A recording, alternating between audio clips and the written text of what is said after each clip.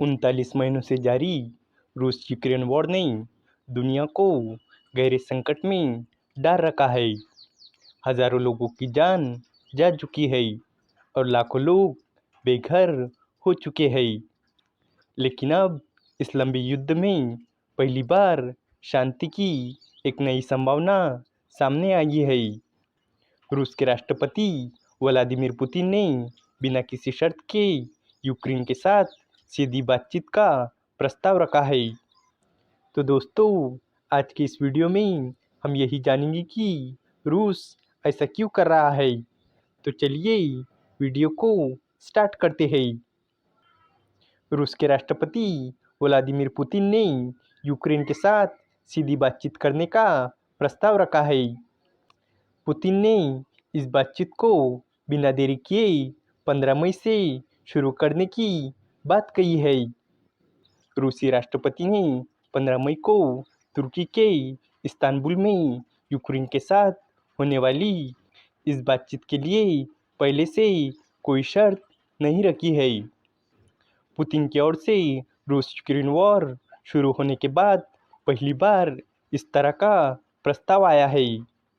Ukraine और रूस में बीते 39 महीनों से लड़ाई चल रही है। इस युद्ध में दोनों पक्षों, खासतौर से यूक्रेन में जानमाल का भारी नुकसान हुआ है। पुतिन ने शनिवार को टीवी पर भाषण दिया और कहा कि रूस अब यूक्रेन के साथ मिलकर बातचीत करना चाहता है। उनका कहना है कि वो ऐसे कारणों को सुलझाना चाहते हैं जिनकी वजह से लड़ाई शुरू हुई थी, ताकि हमेशा के लिए शांति कायम हो सके। ये बयान यूके के प्रधानमंत्री केर स्टारमर और फ्रांस के राष्ट्रपति इमैनुअल मैक्रों के यूक्रेन दौरे के कुछ घंटे बाद आया है। इन नेताओं ने रूस से बिना शर्त 30 दिनों के युद्ध विराम के लिए सहमत होने का आग्रह किया था।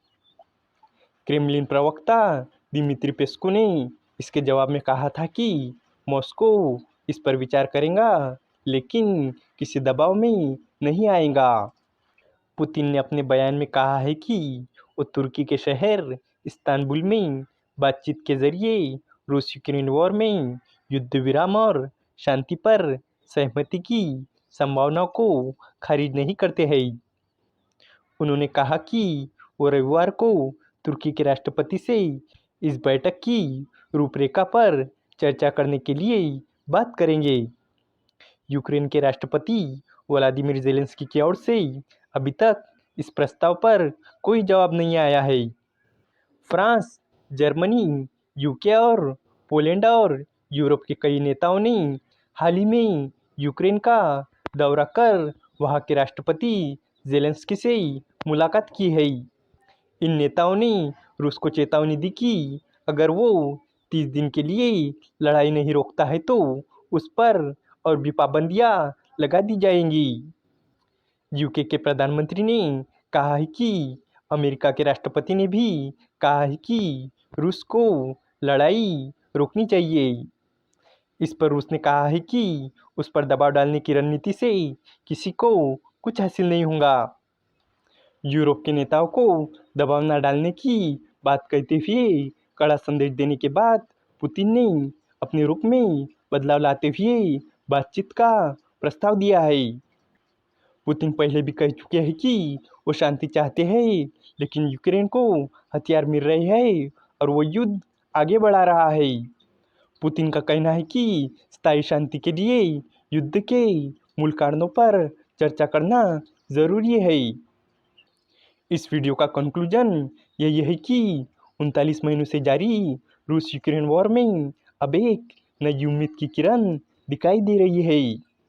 पहली बार रूसी राष्ट्रपति व्लादिमीर पुतिन ने बिना किसी शर्त के सीधी बातचीत का प्रस्ताव रखा है, जो 15 मई को इस्तांबुल में हो सकती है।